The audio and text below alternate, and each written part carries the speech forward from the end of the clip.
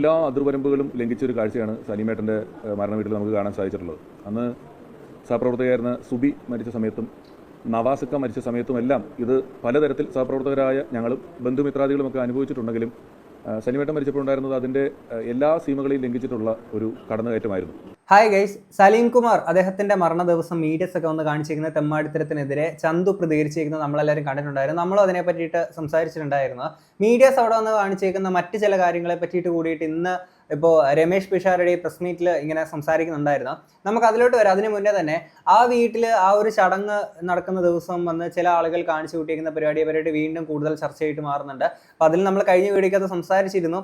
ഇതിനകത്ത് VD സതീശന് ഒരുത്തൻ വന്നിട്ട് മറ്റേ ഇത് പൂമാല ഇടാനെ കൊണ്ട് പോയേക്കുന്ന ഒരുത്തനെ സ്വീകരിക്കാനെ കൊണ്ട് പോയേക്കുന്ന ഒരുത്തനെ നമ്മൾ കണ്ടിട്ടുണ്ടായിരുന്നു. അങ്ങനെ കുറേ വിവരം കെട്ടന്മാർ. ഒപ്പം തന്നെ ഈ കൂട്ടത്തിൽ ടിനി ടോമിനെ പറ്റിയിട്ട് കൂടി വലിയൊരു ചർച്ചയായിട്ട് മാറുന്നുണ്ട്. പുള്ളി അവിടെ വന്ന് കരഞ്ഞേക്കുന്ന സംഭവങ്ങളൊക്കെ നാടകമാണ്, സിനിമയിൽ പോയി കാണിച്ചാൽ പോരാ എന്നുള്ള രീതിയിൽ. പക്ഷേ എനിക്ക് അങ്ങനെ പേഴ്സണലി തോന്നണില്ല. കാര്യം വെച്ചാൽ ഓൾറെഡി പുള്ളിയുടെ മറ്റേ അൻസിബ ഇഷ്യൂ ഒക്കെ ഉള്ളത് കൊണ്ട് തന്നെ ആൾക്കാർക്ക് അങ്ങനെ തോന്നാം. പക്ഷെ എനിക്ക് പേഴ്സണലി അങ്ങനെ തോന്നുന്നില്ല. മറ്റൊന്നുമല്ല, ഇവര് പണ്ട് തൊട്ട് തന്നെ ഒരുമിച്ച് മിമിക്രി കാര്യങ്ങളൊക്കെ ചെയ്യുന്ന ആ ഒരു ബോണ്ട്, ഇമോഷണൽ കണക്ഷൻ കാര്യങ്ങൾ ഇവർക്കിടയിൽ ഉണ്ടാവില്ല. അപ്പൊ നമുക്ക് ആ വേണ്ടപ്പെട്ട ഒരാള് മരണപ്പെട്ടു എന്ന് അറിയുമ്പോഴത്തേക്കിന് നമുക്ക് അവിടെ എത്തിക്കഴിയുമ്പോൾ ഉള്ളിൻ്റെ ഉള്ളിൽ നിന്ന് അറിയാതെ ഒരു വിങ്ങലൊക്കെ വന്നിട്ട് നമ്മുടെ ഒരു ഇമോഷണൽ ഔട്ട്ബേസ്റ്റ് ഏത് രീതിയിലാണെന്നുള്ളത് നമുക്ക് പറയാൻ പറ്റില്ല. സോ എനിക്ക് അത് കണ്ടിട്ട് ആ ഒരു രീതിയിലല്ല എനിക്ക് തോന്നിയത്. ആൾക്ക് ശരിക്കും ആ ഒരു സങ്കടമൊക്കെ ആയിട്ട് തോന്നിയതായിരിക്കൂടെ. നമ്മളിപ്പം ആൾക്ക് ഉള്ളിൽ എന്താണെന്നുള്ളത് നമുക്ക് പുറമേ അങ്ങനെ നമുക്ക് മനസ്സിലാക്കാൻ പറ്റില്ല. പിന്നെ ആ കൂട്ടത്തിൽ വേറൊരാൾ വന്ന് കാണിച്ചിരിക്കുന്ന കുറച്ച് പരിപാടികളുണ്ടായിരുന്നു. റിനി പുള്ളിക്കാരിനെ ഞാൻ പ്രത്യേകം ആർക്കും പരിചയപ്പെടുത്തി തരേണ്ട ഒരു ആവശ്യകതയില്ല. അവിടെ പുള്ളിക്കാരി വന്നിട്ട് ഉള്ള കുറച്ച് വിഷ്വൽസ് ഞാൻ ഇങ്ങോട്ടൊന്ന് പ്ലേ ചെയ്യാം.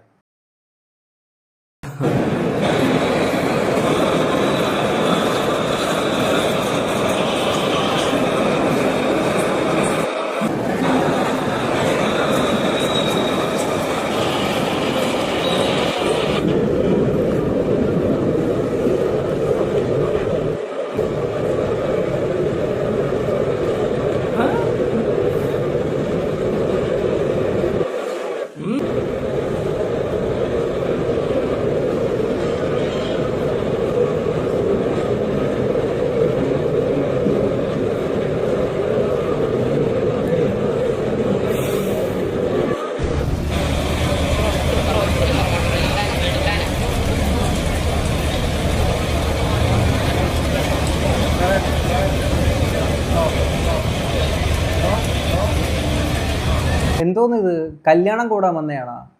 ഇവിടെ ഒരാൾ അവിടെ മരിച്ചു കിടക്കുമ്പോൾ ഒരു മരണ വീട്ടിൽ വന്നിട്ട് ഇവര് മറ്റേ ഷോയും മേലെയൊക്കെ കാണിച്ചിട്ട് എന്തോന്ന് ഇത്? വല്ല ഏതെങ്കിലും മൂവി പ്രൊമോഷനോ വല്ലതും വന്നതാണോ? അല്ല, ഇവര് ഏത് സിനിമയിലാണോ എനിക്ക് മനസ്സിലാവണില്ല. ഇത് എന്ത് ഷോയും മേലെയാണ് ഇവിടെ വന്നിട്ട് ഒരു മരണ വീട്ടിൽ വന്ന് കാണിക്കുന്നത്? ഇങ്ങനെ ചിരിച്ചുകൊണ്ട് അങ്ങനെ ഇങ്ങനെയൊക്കെ എന്നൊക്കെ കാണിച്ചിട്ടൊക്കെ എന്തോന്നല്ലേ ഇത്? ഒരു മര്യാദയൊക്കെ വേണ്ടേ? അല്ല, അറിയാൻ മേലത്തണ്ടി ചോദിക്കുകയാണ്. കല്യാണ വീട്ടിൽ വരുന്ന പോലാണ്, അല്ലെങ്കിൽ ആ ഒരു രീതിയിലാണ് വന്നിട്ട് ഈ രീതിയിലൊക്കെ കാണിക്കുന്നത്. എന്തായാലും കൊള്ളാം. എന്താണെങ്കിലും ഇനി മീഡിയാസ് ഒക്കെ ചെയ്തേക്കുന്ന പരിപാടിയെ പറ്റിയിട്ട് രമേഷ് പിഷാരടി അദ്ദേഹം പറയുന്ന കാര്യങ്ങൾ നമുക്കൊന്ന് കേൾക്കാം. സ്വകാര്യത എന്ന് പറയുന്നത് മനുഷ്യനെ സംബന്ധിച്ചിടത്തോളം ഒരു ഭരണഘടനാ അവകാശമാണ്. ആ സ്വകാര്യതയിലേക്കുള്ള ലംഘനം അല്ലെങ്കിൽ സ്വകാര്യതയിലേക്കുള്ള കടന്നുകയറ്റം അതിൻ്റെ എല്ലാ അതിർവരമ്പുകളും ലംഘിച്ചൊരു കാഴ്ചയാണ് സലീമേട്ടൻ്റെ മരണ വീട്ടിൽ നമുക്ക് കാണാൻ സാധിച്ചിട്ടുള്ളത്. അന്ന് സഹപ്രവർത്തകരായിരുന്ന സുബി മരിച്ച സമയത്തും നവാസിക്ക മരിച്ച സമയത്തും എല്ലാം ഇത് പലതരത്തിൽ സഹപ്രവർത്തകരായ ഞങ്ങളും ബന്ധുമിത്രാദികളുമൊക്കെ അനുഭവിച്ചിട്ടുണ്ടെങ്കിലും സലീമേട്ടൻ മരിച്ചപ്പോഴുണ്ടായിരുന്നത് അതിൻ്റെ എല്ലാ സീമകളെയും ലംഘിച്ചിട്ടുള്ള ഒരു കടന്നുകയറ്റമായിരുന്നു. അതിൽ എല്ലാ ജോലിയും അത് അർഹിക്കുന്ന മാന്യതയോടുകൂടി മര്യാദയോടുകൂടി ചെയ്യുന്ന ഒരുപാട് ആളുകളുണ്ട്. അവർ ഞാൻ ഈ പറയുന്നതിൽ നിന്ന് പൂർണ്ണമായും എക്സ്ക്ലൂഡഡ് ആണ്. അവരെ പറ്റിയല്ല ഞാൻ പറയുന്നത്. ഒരു സെറ്റ് മൊബൈൽ മാധ്യമപ്രവർത്തകരും ഒപ്പം തന്നെ കാഴ്ചക്കാരായിട്ടുള്ളവർ, അവർ മാധ്യമപ്രവർത്തകരൊന്നുമല്ല. എല്ലാവർക്കും കാണുന്ന എല്ലാ കാര്യങ്ങളും എന്തോ ഷൂട്ട് ചെയ്യണമെന്ന് നിർബന്ധമുള്ളതുപോലെ എത്തുക വഴിയാണ് ഇന്നലെ മിനിയാന്ന് അങ്ങനെ ഒരു സംഭവം ഉണ്ടാകുന്നത്. സലീമേട്ടൻ്റെ മരണവുമായി ബന്ധപ്പെട്ട് മുഴുവൻ സമയം അവിടെ ഉണ്ടായിരുന്ന ഒരാളാണ് ഞാൻ. ചന്തു ഇന്നലെ സന്ധ്യ കഴിഞ്ഞ് ചടങ്ങ് കഴിഞ്ഞ് ചിത കത്തിക്കഴിഞ്ഞ് ശേഷം മുറിയിലെത്തിയപ്പോൾ ചന്തുവിനോട് ചോദിച്ചു, ചേട്ടാ ഞാൻ അങ്ങനെ ഒച്ചയെടുത്തത് മോശമായി പോയോ എന്ന് ചോദിച്ചു. ഞാൻ അദ്ദേഹത്തിനോട് ഇല്ല, മറ്റൊരു വഴിയില്ലായിരുന്നു എന്നാണ് പറഞ്ഞത്. കാരണം സലീമേട്ടൻ തന്നെ അവിടെ പറഞ്ഞൊരു കാര്യം ഉണ്ടായിരുന്നു, ഞാനിതിന് ശേഷം വന്ന് നിങ്ങളെ അങ്ങനെ ഇങ്ങനെ ഉപദ്രവിക്കുകയൊന്നുമില്ല, അതുകൊണ്ട് എനിക്ക് ചടങ്ങുകളൊന്നും വേണ്ട. അവിടെ അങ്ങനെ ഒരു മരണാനന്തര ചടങ്ങുകൾ എന്ന് പറഞ്ഞാൽ നമ്മൾ നടത്തുന്ന ഒരു വിധത്തിൽപ്പെട്ട മതപരമായ ചടങ്ങുകളും അവിടെ ഉണ്ടായിരുന്നില്ല. ആകെ ഉണ്ടായിരുന്നത് പോലീസിൻ്റെ ഒരു ചടങ്ങാണ്. ആ പോലീസിൻ്റെ ചടങ്ങിന് ആ തോക്കൊന്നും തിരിക്കാൻ പോലും സാധിക്കാത്ത രീതിയിൽ ഇതിന് ചുറ്റും ആളുകൾ കൂടി നിൽക്കുകയും ഒരു സംസ്ഥാനത്തിൻ്റെ മുഖ്യമന്ത്രി അവിടെ ഒരു സാധാരണക്കാരെ പോലെ നിന്ന് റിക്വസ്റ്റ് ചെയ്യുകയാണ്, നിങ്ങളൊന്നും മാറി നിൽക്കുക, അവരൊന്ന് ഈ ചടങ്ങ് നടത്തിക്കോട്ടെ എന്ന് അവിടുത്തെ സംസ്ഥാനത്തിൻ്റെ മുഖ്യമന്ത്രി തൊട്ട് ഞങ്ങൾ ഉൾപ്പെടെ മരിച്ചു കിടക്കുന്ന ആളുടെ മകൻ ഉൾപ്പെടെ റിക്വസ്റ്റ് ചെയ്തിട്ടും ഒരാൾ പോലും അത് അനുസരിക്കാതെ അല്ലെങ്കിൽ ഒരു മാന്യത കാണിക്കാതെ അവിടെ തിങ്ങിക്കൂടിയത് കൊണ്ടുണ്ടായിരുന്ന ഒരു ഔട്ട്ബേസ്റ്റ് ആയിരുന്നു ചന്തുവിനെ സംബന്ധിച്ചിടത്തോളം. അത് ആ നിമിഷത്തിൽ തുടങ്ങിയതല്ല, അതിന് മുമ്പ് തൊട്ട് തന്നെ. ഈവൻ ഞങ്ങൾ സലീമേട്ടൻ്റെ ശരീരം അവിടെ എത്തിച്ച ശേഷം ഫ്രീസറോട് കൂടി എടുത്തിട്ടാണ് ഹോളിനകത്തോട്ട് കൊണ്ടുവരുന്നത്. അത് കൊണ്ടുവരുമ്പോൾ ഇത്രയും വെയിറ്റുള്ള സാധനം 6 പേര് എടുത്തുകൊണ്ട് നടക്കുമ്പം ഈ ഫ്രീസറിനൊക്കെ വലിയ കനമാണ്. അതിന് ചുറ്റും മൊബൈലുമായിട്ടൊന്ന് വളരെ പതുക്കെയാണ് ഈ സംഘം പുറകിലോട്ട് നീങ്ങുന്നത്. ഇത് കയ്യിൽ വെച്ചുകൊണ്ട് ഒരു 10 പ്രാവശ്യമെങ്കിലും പ്ലീസ് ഇത്തിരി സ്പീഡിൽ നടക്കണം, നിങ്ങൾ മാറുമെന്ന് പറഞ്ഞിട്ട് പോലും ഇവരിത് ചെയ്യാതിരിക്കുന്നത് വളരെ വേദനാജനകമാണ്. അതെല്ലാ മര്യാദകളുടെയും അപ്പുറമാണ്. ഒരു മര്യാദ ഇല്ലാത്ത കുറച്ച് ആൾക്കാർ എന്തോന്നടേ ഇത് മീഡിയാസിൻ്റെ കാര്യം പറയുമ്പോൾ ഓൺലൈൻ മീഡിയാസ് എന്ന് മാത്രം ഒരിക്കലും ഇത് പറയരുത്. കാരണം എന്ന് വെച്ചാൽ ഇവിടുത്തെ മെയിൻ സ്ട്രീം ചാനൽസ് ഉൾപ്പെടെയാണ് ഈ രീതിയിൽ കാണിക്കുന്നത്. ഓക്കെ, ആൻഡ് അത് മാത്രമല്ല, ഇപ്പോൾ ഒരു മരണ വീട്ടിലൊക്കെ ഒരു ബാക്കിയുള്ള ആൾക്കാർ മീഡിയാസിൻ്റെ ഒന്നും അല്ലാത്ത ആൾക്കാർ വരുമ്പോൾ പോലും അവർ ഒരു മരണ വീടാണെന്ന് പോലും ചിന്തിക്കാതെ ഓക്കെ കുറച്ച് സെലിബ്രിറ്റീസിനെ കണ്ടു, ഇന്ന ആളെ സിനിമയെ കണ്ട, മറ്റവരെ അറിയാം, ഓക്കെ ഫോട്ടോ എടുക്കാം. ഇതിൻ്റെ ഇടയ്ക്ക് ദിലീപ് പുള്ളിയുടെ ഇടയ്ക്ക് എടുത്ത് ഒരുത്തം പോയി നിന്നിട്ട് ഇങ്ങനെ സെൽഫി എടുക്കുന്നത് കണ്ടിട്ടുണ്ടായിരുന്നു. ഇയാൾക്ക് എന്ത് വെളിവുണ്ടെന്നുള്ളതാണ് ഞാൻ ആലോചിക്കുന്നത്. ഇങ്ങനെയുള്ള കുറച്ച് ആൾക്കാർ അല്ല, ആളുടെ വീട്ടിലെ ഇതുപോലെ അച്ഛനും അമ്മയും ഇതുപോലെ മരിച്ച് കിടക്കുന്നതെന്നുണ്ടെങ്കിൽ ആൾ ഇതുപോലെ ഇപ്പോൾ ദിലീപ് വല്ലതും അവിടെ വന്നു, അല്ലെങ്കിൽ ഏതെങ്കിലും ഒരു സെലിബ്രിറ്റി ആയിട്ടുള്ള ആൾക്കാർ വന്നെന്നും പറഞ്ഞിട്ടുണ്ട് പെട്ടെന്ന് അവിടുന്ന് അച്ഛൻ്റെ ബോഡിയുടെ മുന്നിൽ നിന്ന് എണീച്ച് മാറിയിട്ട് ചേട്ടാ ഞാൻ ഒരു സെൽഫി എടുക്കട്ടെ എന്ന് പറഞ്ഞ് എടുത്തുകൊണ്ട് നിൽക്കുക. അങ്ങനെ കുറച്ച് ആൾക്കാർ ഇത് ചെയ്യുമ്പോൾ ഈ മീഡിയക്കാരും മനസ്സിലാക്കണം, ഇത് കാണാൻ വരുന്ന ആളുകളും ആ ശരീരം കാണാൻ വരുന്ന ആൾക്കാരും മനസ്സിലാക്കണം ഇതൊരു മരണവീടാണ്, അല്ലാതെ ഒരു സെലിബ്രിറ്റി ആയിട്ടുള്ള ആൾക്കാർ വരുന്ന ഒരു സെലിബ്രേറ്റ് ചെയ്യാൻ പറ്റുന്ന ഒരു ഫംഗ്ഷനോ കാര്യങ്ങളൊന്നും അല്ല എന്നുള്ളത് ഇവരോടാ ചിന്തിക്കണ്ടേ.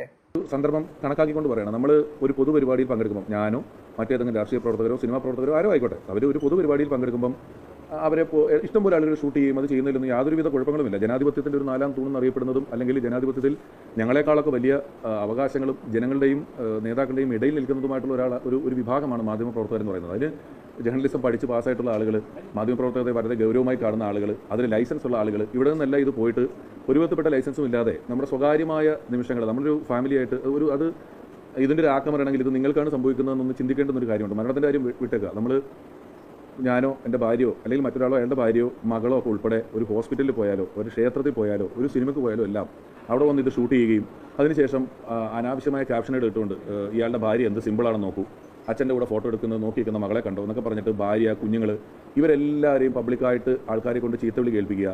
അവർ പിറ്റേന്ന് സ്കൂളിൽ പോകുമ്പം അവരുടെ കൂട്ടുകാരെന്താണ് അവിടെ അങ്ങനെ ചെയ്തതെന്ന് മക്കളോട് ചോദിക്കുക എന്നൊക്കെയുള്ള രീതിയിൽ മനുഷ്യന് ക്യാമറകളിൽ നിന്ന് മാറി സ്വകാര്യത എന്ന് പറയുന്ന ഒരു ചെറിയ കാര്യം, സ്വകാര്യതയല്ല, പബ്ലിക്കായിട്ട് തന്നെ നമ്മൾ ഭക്ഷണം കഴിക്കാനൊക്കെ പോകുന്നു, പക്ഷേ അതുപോലും അനുവദിക്കാത്ത രീതിയിലുള്ള ഈ ഒരു പ്രവർത്തനത്തെ, ലൈസൻസ് ആയിട്ടുള്ള ആൾക്കാരല്ലാത്ത ആളുകളുടെ പ്രവർത്തനത്തെ കൂടി, ലൈസൻസ് ഉള്ള ആളുകളെ കൂടി ഇതിപ്പോൾ ബാധിക്കുന്നുണ്ട്. കാരണം മൊബൈൽ ക്യാമറകൾ വന്നിട്ട് നിങ്ങളുടെയൊക്കെ ലൈസൻസ് ഉള്ള ചാനലുകളുടെ ക്യാമറയ്ക്ക് നല്ലൊരു കാര്യം കിട്ടുന്ന പോലും ഇല്ലാത്ത രീതിയിൽ മുന്നിൽ ക്യാമറയായിട്ട് വരികയാണ്. അപ്പോൾ അതിനെതിരെ ജനകീയ പ്രക്ഷോഭം തന്നെ ഉണ്ടായാലും കുഴപ്പമില്ല, അതിനെതിരെ നിയമനിർമ്മാണം ഉണ്ടെന്നാണ് എൻ്റെ വിശ്വാസം. എങ്കിലും സ്വകാര്യതയിൽ കടന്നു കയറുന്ന എല്ലാവരും അവസാനിപ്പിക്കണമെന്നുള്ള ഒരു അഭ്യർത്ഥനയാണ്. ഇതൊരു വിഷമം പറച്ചിലും ഒരു അഭ്യർത്ഥനയുമായി കണക്കാക്കണം. ഇത്രയാണ് ഇതിൽ പറയാനുള്ളത്. ഇത് നമ്മൾ എന്തോരം കാണുന്നത്. ഇപ്പം കണ്ടില്ലേ, ഒരു സെലിബ്രിറ്റിയുടെ ഇത് കണ്ടു കഴിഞ്ഞാൽ കണ്ടില്ലേ, സാധാരണക്കാരെ പോലെ തന്നെ കുപ്പിയിൽ നിന്ന് അടപ്പ് തുറന്ന് വെള്ളം കുടിക്കുന്നത് കണ്ടില്ലേ, അപ്പം തറയിൽ വീണ ടിഷ്യൂ പേപ്പർ എടുക്കുന്നത് കണ്ടില്ലേ, എടുക്കുമ്പോൾ ചിരിക്കുന്നത് കണ്ടില്ലേ, പല്ല് അങ്ങോട്ട് പോയത് കണ്ടില്ലേ, കണ്ണ് ഇങ്ങോട്ട് പോയത് കണ്ടില്ലേ എന്നും പറഞ്ഞുകൊണ്ട് അങ്ങനെയുള്ള സംഭവം വെച്ചിട്ട് ഒരു കാര്യമില്ല, വെറുതെ ഈ പറയുന്ന ആൾക്കാരെ ചീത്തവിളി ഏൽപ്പിക്കാനെ കൊണ്ട് കുറച്ച് സാധനം ഇടുന്ന കുറച്ച് ടീംസ് കാര്യങ്ങളൊക്കെ ഉണ്ട്. അതിൻ്റെ ഒപ്പം തന്നെ ഈ മെയിൻ സ്ട്രീം ചാനൽസിൻ്റെ ഒപ്പം ഈ ഓൺലൈൻ മീഡിയാസിൻ്റെ കാര്യം പറയുമ്പോൾ, ഈ ഓൺലൈൻ മീഡിയാസിൽ കുറച്ച് ആൾക്കാരൊക്കെ എന്ന് വെച്ച് കഴിഞ്ഞാൽ ഇവരുടെ ബോസ് ആയിട്ട് നിൽക്കുന്ന ആൾക്കാരുണ്ടല്ലോ, ഇവരുടെ മേളിൽ നിൽക്കുന്ന ആൾക്കാർ, ഇവരങ്ങോട്ട് ചാനലിൻ്റെ ഓണർ പറഞ്ഞ് വിടും ഇത് പോയിട്ട് അവിടെ എക്സ്ക്ലൂസീവ് സാധനം ചെയ്യണമെന്ന് പറഞ്ഞിട്ട് ലാസ്റ്റ് ഇവർക്ക് ഗതികെട്ടൊരവസ്ഥ ഈ കൂട്ടത്തിൽ ചില ആൾക്കാർക്കുണ്ട്. എന്നാൽ ഭയങ്കരമായിട്ട് എൻജോയ് ചെയ്ത് പോയിട്ട് അത് ഓക്കെ എന്നൊക്കെ പറഞ്ഞിട്ട് ഭയങ്കര പാഷനേറ്റ് ആയിട്ട് പോയിട്ട് ഇതിൻ്റെ ഇടയിൽ കൂടെ കയറി അണ്ണാക്കി പോയി ക്യാമറ ഇട്ട് എടുക്കുന്ന ആൾക്കാരും ഉണ്ട്. ഇവർക്ക് ഫോണും കൊടുത്ത് ഇതൊക്കെ എക്സ്ക്ലൂസീവ് എടുത്തുകൊണ്ട് വരാൻ പറഞ്ഞു വിടുന്ന ഈ ചാനലിൻ്റെ ഓണർമാരുണ്ടല്ലോ, അവന്മാരെ വേണം ആദ്യം പറയാനെ കൊണ്ട്. ഓക്കെ, എന്നിട്ട് ഇനി ഈ മീഡിയാസിൻ്റെ മെയിൻ സ്ട്രീം ചാനൽസിൻ്റെ കാര്യം പറയുമ്പോൾ കഴിഞ്ഞ ദിവസം ഈ അരുൺകുമാർ പുള്ളി റിപ്പോർട്ടർ എന്ന് വലിയ കോര പ്രസംഗിക്കുന്ന ഒരു സംഭവം കണ്ടിട്ടുണ്ടായിരുന്നു. നമുക്കൊന്ന് കേൾക്കാം. സ്വന്തം അച്ഛൻ മരിച്ചു കിടക്കുമ്പോൾ കൂടി നിന്നവരോട് കയർക്കേണ്ടി വരുന്ന ഒരു മകനെ ഇന്നലെ കണ്ടു. ഒരു ഫോണുണ്ട്, ആരുടെ സ്വകാര്യതയിലേക്കും കടന്നു ചെല്ലുന്ന ഓൺലൈൻ മാധ്യമങ്ങൾക്കെതിരെ നിയന്ത്രണം വേണ്ട എവിടെയാ എന്ന് ജോലി ചോദിക്കുന്നു. 100% ജോലി. ഇന്നലെ കാഴ്ച കണ്ടപ്പോൾ നമുക്ക് ശരിക്കും സങ്കടമാവുന്നത്. ചന്തു ഗത്യന്തരമില്ലാതെയാണെങ്കിൽ അവിടെ ആ ഓൺലൈൻ പപ്പരാസികളെന്ന് വേണമെങ്കിൽ വിശേഷിപ്പിക്കാമെന്നതിലൂടെ പറഞ്ഞു. യഥാർത്ഥത്തിൽ അത് ഇനിയും അവരൊന്ന് മനസ്സിലാക്കണം. മാധ്യമങ്ങൾക്കെല്ലാം അവിടെ ക്യാമറകൾ വയ്ക്കാനൊക്കെയുള്ള കൃത്യമായ സ്ഥലവും ക്രമീകരണവും അവിടെ ഉണ്ടായിരുന്നു. അതിനും അപ്പുറത്തേക്ക് ഈ വരുന്ന താരങ്ങളുടെ ഫോട്ടോ എടുക്കാനും ഇതിനിടയിൽ നിന്ന് ആഘോഷ നിമിഷങ്ങൾ കണ്ടെത്താൻ വേണ്ടിയിട്ട് ഇറങ്ങിയിരിക്കുന്ന ചില ഓൺലൈൻ പപ്പരാസികളുണ്ട്. ആ ഓൺലൈൻ പപ്പരാസികളുടെ താഴെ അവിടെ മരിച്ചു കിടക്കുന്നത് നിങ്ങളുടെയൊക്കെ വീട്ടിലെ മനുഷ്യരായിരുന്നെങ്കിൽ ഇതേപോലെ വന്ന് താല്പര്യപ്രകാരം വന്ന് എടുത്തുകൊണ്ട് പോകുമായിരുന്നു എന്നുള്ളതാണ് ചോദ്യം. ആ കുട്ടി ചന്തു അത് ചോദിച്ചില്ല. ചന്ദ് ചോദിക്കേണ്ടിയിരുന്ന ചോദ്യം അതായിരുന്നു. പക്ഷേ അതല്ല ചന്ദ് പറഞ്ഞത്. മാറി നിൽക്കാൻ ഒടുവിൽ സഹികെട്ടാണ് അയാൾ പറയുന്നത്. എന്നിട്ട് എന്തൊക്കെയാണ് ഇതിലെ സോഷ്യൽ മീഡിയകളൊക്കെ വിളിച്ചു പറഞ്ഞുകൊണ്ടിരിക്കുന്നത്. ഇത് അതിരുവിട്ടാൽ നാട്ടുകാർ കയ്യേറ്റം ചെയ്യും എന്നുള്ളത് ഇത്തരം ഓൺലൈൻ പപ്പരാസികളെ ഓർമ്മപ്പെടുത്തുകയാണ്. 100% ചന്ദ് ചെയ്തത് ശരിയാണ്. ചന്ദ്രനെ കാരണം ചെയ്യപ്പെടാൻ പാടില്ലായിരുന്നു. അതിന് മുഖ്യമന്ത്രി വരെ പ്രതികരിക്കേണ്ടി വരുന്ന അവസ്ഥ ഉണ്ട്. മുഖ്യമന്ത്രി ഇന്നലെ പറഞ്ഞില്ല, അവിടെ മാറി നിൽക്കാൻ പറയുന്നത് കേട്ടത് നമുക്ക് തന്നെ തോന്നുന്നു കഷ്ടമാണ് എന്നാണ്. അപ്പോൾ ഇത് വല്ലാതെ നല്ല ആളായി പറയുന്നത്. അതിനകത്ത് ഈ ഓൺലൈൻ പാപ്പരാസികൾ എന്നൊക്കെ പറഞ്ഞിട്ട് പുള്ളി നല്ല മികച്ചൊരു വ്യക്തിയായിട്ടാണ് ഇവിടെ പറയുന്നത്. പറയാൻ ഏറ്റവും യോഗ്യനായിട്ടുള്ളൊരു വ്യക്തിയാണ്. കാരണം മറ്റൊന്നുമല്ല, അന്ന് ദിലീപ് ഈ അതിജീവിത കേസ് നടന്ന ടൈമിൽ ദിലീപിന്റെ വീട്ടിലോട്ട് ഡ്രോൺ പറത്തേക്കുന്ന ടീംസാണ് ഈ പറയുന്നത്. നമുക്കൊന്ന് കാണാം. കുടയ്ക്കുള്ളിലൂടെ ദിലീപാണെന്ന് തോന്നുന്നു. കുടയിൽ ദിലീപ് ഇറങ്ങിയിട്ടുള്ള ദൃശ്യങ്ങളാണ് പ്രേക്ഷകർ കണ്ടത്. ഡ്രോൺ വിഷ്വൽസിനെ മറയ്ക്കാൻ വേണ്ടി ആണ് ആ കുട ചൂടിക്കൊണ്ട് ദിലീപ് ഇപ്പോൾ പുറത്തേക്ക് ഇറങ്ങിയിരിക്കുന്നത്. വീട്ടിൽ നിന്നും ആ ദൃശ്യങ്ങൾ നമുക്ക് പ്രേക്ഷകർക്ക് കാണിക്കാവുന്നതാണ്. അങ്ങനെ ദിലീപ് കുടയാൽ മുഖം മറച്ച് വീട്ടിനുള്ളിൽ നിന്ന് പുറത്തേക്ക് വരുന്നതിന്റെ ദൃശ്യങ്ങളാണ് ആകാശ ദൃശ്യങ്ങൾ. രണ്ടും രണ്ട് കോണ്ടസ്റ്റ് ആണെന്നുള്ള രീതിയിലൊന്നും പറയാൻ നിൽക്കേണ്ട. കാര്യം എന്ന് വെച്ചാൽ ഒരാളുടെ വീടിൻ്റെ ഗേറ്റ് ഒരാൾ അടച്ചിട്ട് കഴിഞ്ഞാൽ അതിൻ്റെ അകത്തോട്ട് വേറൊരാളെ കയറ്റാൻ താല്പര്യമില്ല എന്ന് തന്നെയാണ്. അതിനപ്പം അങ്ങനെ ഉള്ളത് കൊണ്ട് ഡ്രോൺ പറത്തിയിട്ട് നോക്കുകയാണ് ഇതുവഴിയാണ് പോകുന്നത്. എന്നിട്ട് ഇത് കാണാതിരിക്കാൻ ഡ്രോൺ പറത്തുന്ന കാരണം പിന്നെ കുട പിടിച്ച് പോകേണ്ടി വരുന്ന ഒരു ഗതികെട്ടൊരവസ്ഥയാണ്. അങ്ങനെ ചെയ്യുന്ന ഈ മാധ്യമപ്രവർത്തകരാണ് എന്ന് പറയുന്നത് ഓൺലൈൻ പർപ്പസ് എന്ന് പറഞ്ഞാൽ ഈ വലിയ ഡയലോഗും കാര്യങ്ങളൊക്കെ അടിക്കുന്നത്. എന്താണെങ്കിലും കൊള്ളാൻ നൈസായിട്ടുണ്ട്. കൂടുതലായിട്ടൊന്നും പറയുന്നില്ല. എന്താണ് ഇത്രയും കേട്ട് നിങ്ങൾക്ക് എന്താ തോന്നുന്നത് എന്നുള്ളത് തീർച്ചയായിട്ടും കമന്റ് ബോക്സിൽ പറയാൻ. നമുക്ക് അടുത്തൊരു വീഡിയോ കാണാം. അപ്പോൾ ശരി, ബൈ.